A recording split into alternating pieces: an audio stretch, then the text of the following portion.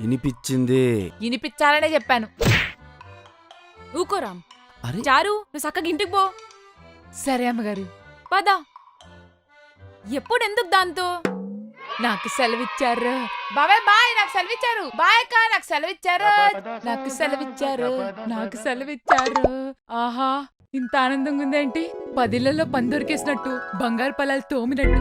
చిచ్చి చారు, అర్ధరాజ్యం రాసిచ్చినా కూడా అడుక్కు తినే పొలం కడుక్కొని ఉంచుకున్నాడంట నీలాంటోడే. అసలు పోలిక ఎలా ఉండాలంటే, ఓ ₹1,00,00,000 లాటరీ దొరికినట్టు, 10,000 రూపాయలు పట్టుచీర వచ్చినట్టు. ఆహా, ఇంత ఆనందంగా ఉందేంటి ఈరోజు నాకు.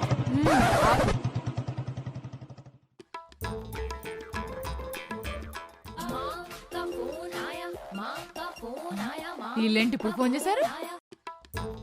చారు ఏడున్నావు? స్పీకర్ అంచి. సెలవిచ్చారన్న ఆనందంలో ఎక్కడికెళ్లాలో తెలియక అటు ఇటు తిరుగుతూ ఎండలో ఎండిపోతున్నాను అమ్మగారు. అలా ఎండలో ఎండిపోకు, వడదెబ్బ తగులుతుంది. ఇంటికి వచ్చి నిమ్మకాయ రసం ఇస్తా. ఏంటి? నిమ్మకాయ రసం. అది అర్థమైంది. ఎక్కడికి రమ్మన్నారు? ఇంటికి వచ్చే. చారు ఇప్పుడు ఇంటికి వచ్చేసే, చుట్టాలు వస్తున్నారు.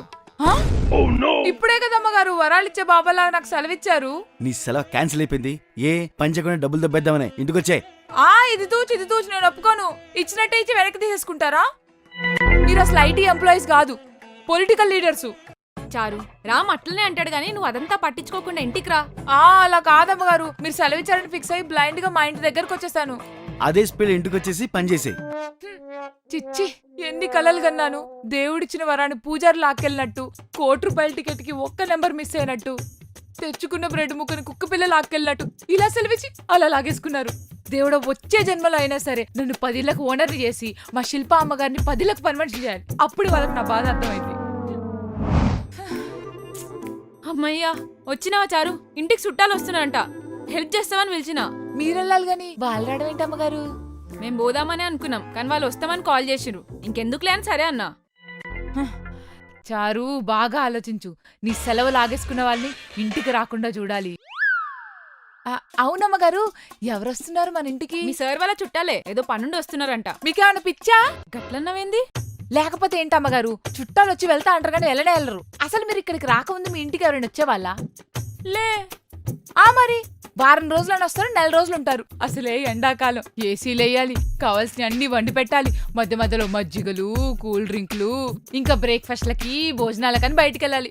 ఇవన్నీ చేసుకుంటూ ఉంటే మీకు టైం ఎక్కడ దొరికింది ఆఫీస్ పని చేసుకోవడానికి? ఇవన్నీ చేయడానికి మీ సార్ ఉన్నాడు కదా. ఇంకా సార్ మాట వింటే మీరంతే. మనకి తెలవదా ఏంది చుట్టాలు ఎట్టుంటారో? కరెక్టే. మళ్ళీ ఇప్పుడు ఏం చేయమంటావు? అన్ని ఒలిచిపెట్టాలా మేడం? మీరేమన్నా చిన్నపిల్లనా? మీకు తెలీదా ఏం చేయాలో?